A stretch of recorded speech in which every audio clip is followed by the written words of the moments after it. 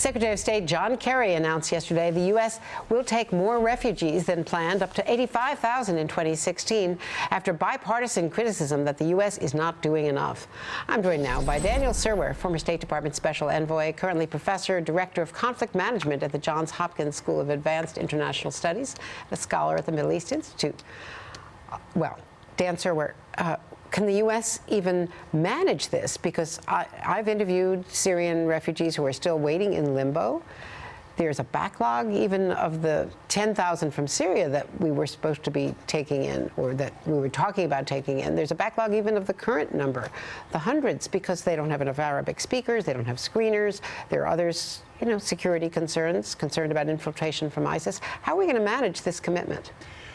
I don't know that we'll manage it particularly well, but I'm not sure it matters because we're such a small part of the solution here. We've got over 4 million people who've left Syria. We're talking about taking in a few thousand, maybe 10,000, maybe 30,000 eventually, or something like that.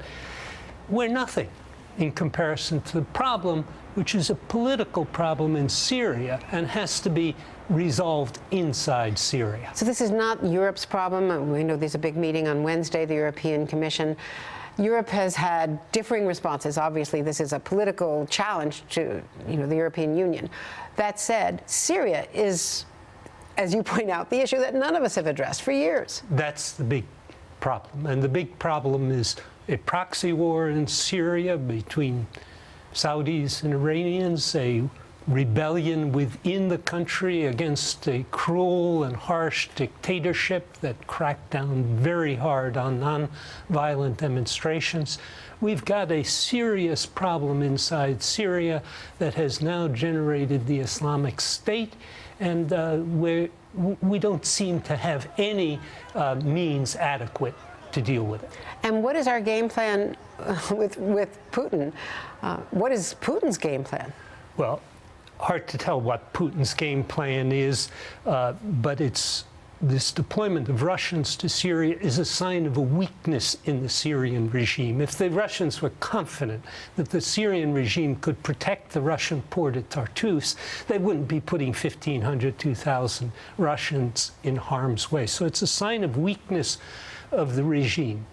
Putin wants to make it appear to be a united effort with our campaign against the Islamic State, but it isn't really, because he won't distinguish between the Islamic State and other insurgents against the Syrian regime. Should we work with Putin on this? Should the president meet with him at the UN? Do we need to work with him now? We have to work with the Russians on some things. In particular, we have to deconflict our aircraft, our military operations with the Russian military operation. No question about that. We must talk to them about that.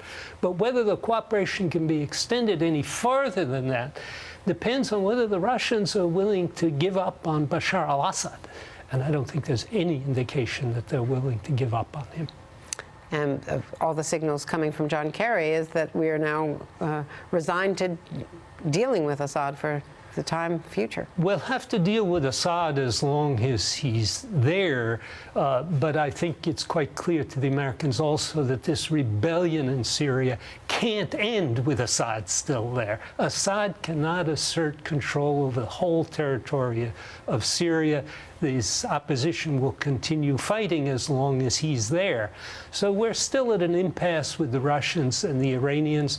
I don't see much positive to come out of this Russian initiative, which frankly is destabilizing in a certain sense also by introducing still another factor into a very confused and chaotic situation. Professor Dan Serwer, thank you so much. My pleasure. Good to see you.